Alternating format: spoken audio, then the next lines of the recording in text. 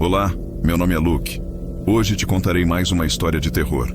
Se você gosta desse tipo de vídeo, dê um like, se inscreva no canal e comente sua opinião sobre a história no final dela. E agora, vamos ao terror. Eu cometi o erro de fuçar na Deep Web. Uma vez, vi no Reddit algumas pessoas comentando sobre uma coisa chamada Tor, que permitia fazer buscas na Deep Web. Era basicamente um post perguntando quais as coisas mais estranhas que as pessoas tinham encontrado por lá. Isso me deixou intrigado. Algumas das histórias que a galera contou eram bizarras demais.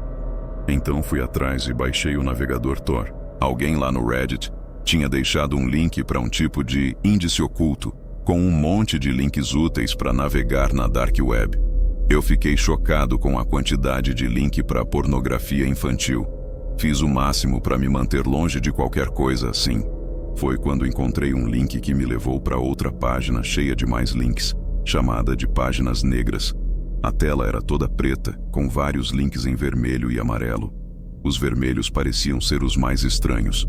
Tinha um chamado Assassino de Aluguel e outro chamado Animais de Estimação Mortos. Só de ler os nomes desses links, percebi o quanto aquele mundo da Deep Web era podre. Cliquei num link amarelo e fui redirecionado para uma nova página, cheia de outras opções.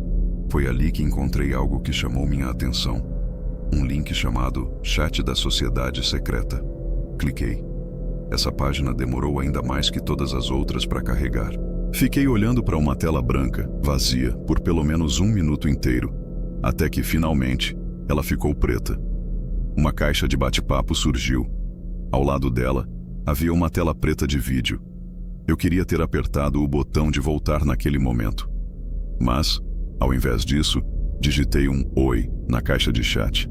O que aconteceu depois foi bizarro. Na tela apareceu alguém usando uma máscara, sentado num quarto escuro. Meu coração parou quando, de repente, o meu próprio rosto apareceu na tela também. O site estava usando minha webcam, mesmo que eu sempre deixasse ela virada para baixo ou coberta. Na hora, tapei a lente com o polegar e tentei fechar a página.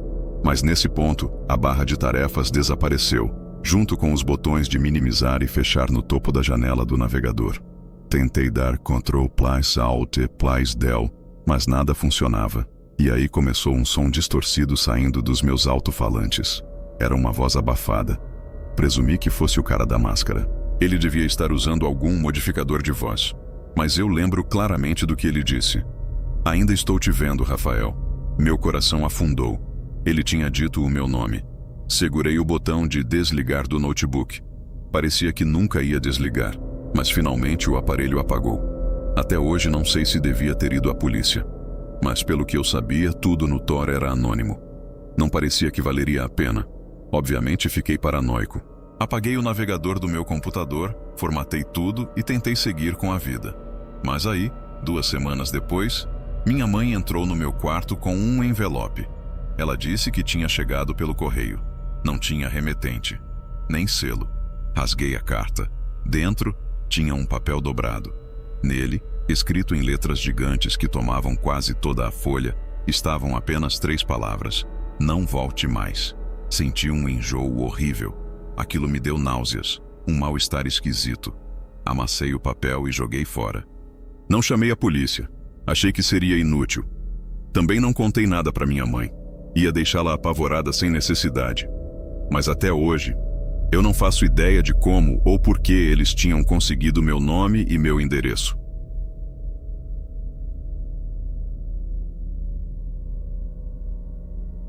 Minha pior experiência usando o Tor foi quando tropecei em uma página horrível e repulsiva chamada Experimentos Humanos. Não me lembro exatamente onde a encontrei. Estava enterrada bem fundo em algum canto de uma página de links arquivados. A página inicial já descrevia o conteúdo do site. Fiquei arrasado com o que estava lendo. O texto era escrito com uma fonte vermelha, parecendo sangue.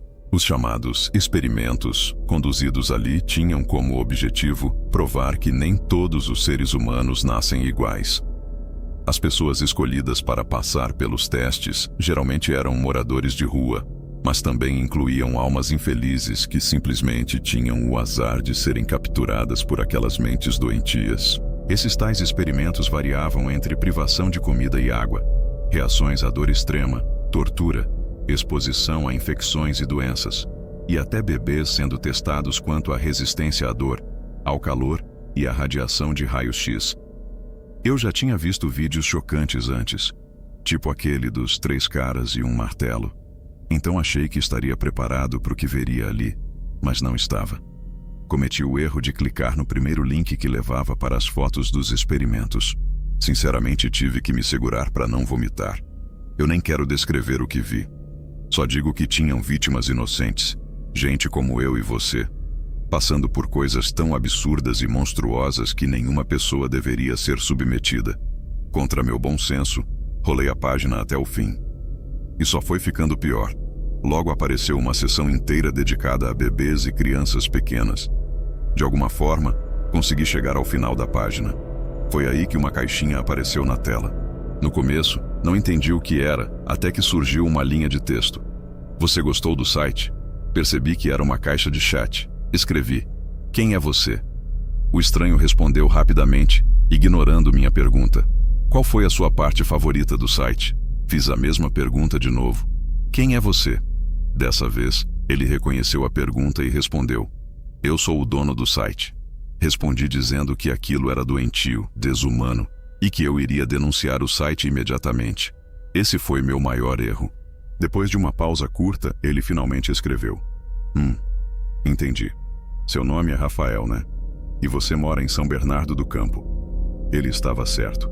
Mas, em vez de fechar o navegador de uma vez, ainda digitei: não, você está errado. 10 segundos depois, ele digitou algo que me fez sentir o coração encolher. Ele escreveu o meu endereço completo e exato. As palavras finais dele foram: tenha um bom dia.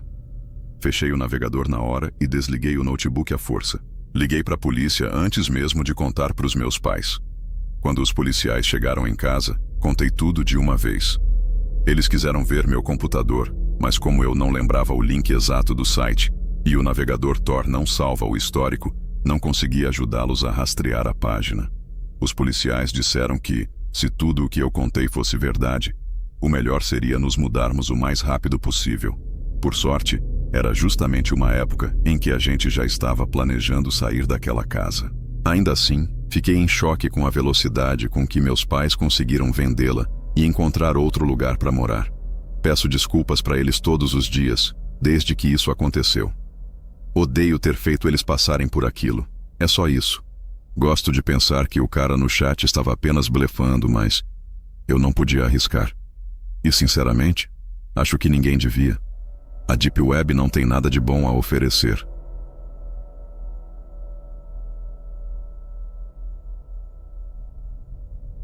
Minha pior experiência usando o Tor foi quando tentei comprar maconha pela internet. Antigamente existia um site na Dark Web chamado Caminho da Seda. Era basicamente um mercado clandestino de drogas ilegais. Ouvi falar dele através de alguns amigos que já tinham usado. Nosso fornecedor de maconha estava se mudando de estado e ele era nossa única conexão. Então, um amigo meu começou a usar esse site e jurava que era confiável. O timing não podia ser melhor. Meus pais iam viajar no fim de semana para Guarujá e a casa ia ficar livre. Eu baixei o navegador Tor e fui dar uma olhada no site. A droga mais vendida por lá era, claro, cannabis. Comentei numa das postagens mais recentes perguntando se alguém sabia se aquele anúncio era legítimo. Voltei ao site mais ou menos uma hora depois e vi que tinha recebido uma mensagem. Era de um usuário chamado Will B. Ele tinha lido meu comentário e se ofereceu para me vender 30 Rasa por um preço bem abaixo do normal, mas disse que só fazia entrega presencial. Eu já tinha feito negócios assim antes, nunca tinha tido problema, então disse que morava em Campinas. Aí ele respondeu que morava a apenas 1 hora de distância. Sugeri nos encontrarmos no meio do caminho, mas surpreendentemente ele disse que viria até a minha cidade. Não dava para recusar uma proposta dessas. Ele disse que chegaria depois do trabalho, por volta das 9 da noite. Combinei com ele de se encontrarmos no estacionamento do Habib's, mas aí ele começou a fazer umas perguntas estranhas, tipo meu endereço completo, com quem eu morava, se eu tinha cachorro. Obviamente eu não ia dar meu endereço para um traficante, Então menti e disse que morava sozinho. Um pouco depois, ele me mandou outra mensagem dizendo que tinha encontrado um lugar muito melhor para fazer a troca, atrás de um galpão antigo, de uma loja fechada, lá na beirada da cidade. Meu alarme interno disparou, mas eu estava tão desesperado para conseguir aquela erva que fui assim mesmo. Sabia exatamente onde ficava aquele lugar. Dirigi até lá e cheguei em menos de 5 minutos. Estacionei atrás do prédio, mas não vi ninguém por perto. Foi aí que recebi uma mensagem. Ele dizia que estava a caminho. Aquilo não fazia sentido. Se ele morava a 1 hora dali, como ele conhecia aquele galpão abandonado?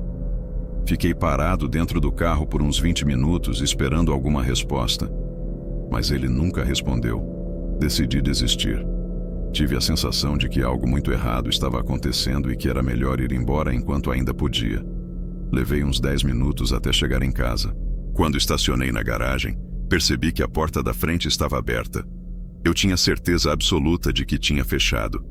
Pensei que meus pais tivessem chegado de viagem mais cedo, mas o carro do meu pai não estava na garagem, o que só aumentou minha desconfiança. Entrei na casa e lá de baixo vi que a luz do quarto dos meus pais estava acesa. Ouvi um barulho de arrastar vindo lá de cima. Gritei: "Mãe! Pai!" E o barulho parou. Logo depois ouvi a porta do quarto bater. Na mesma hora, meu corpo inteiro gelou. Aquilo não era meus pais. Eu, sendo um completo idiota, fui até a cozinha, peguei uma faca de trinchar e subi correndo as escadas, rumo ao quarto deles. Arrombei a porta com tudo, mas não vi ninguém lá dentro. Foi então que percebi que o porta-joias da minha mãe estava aberto. Peguei o telefone fixo do quarto e disquei o 190. Foi nesse momento que alguém me agarrou por baixo da cama. Instintivamente usei a faca que estava na minha mão e esfaqueei o braço da pessoa. O homem gritou de dor.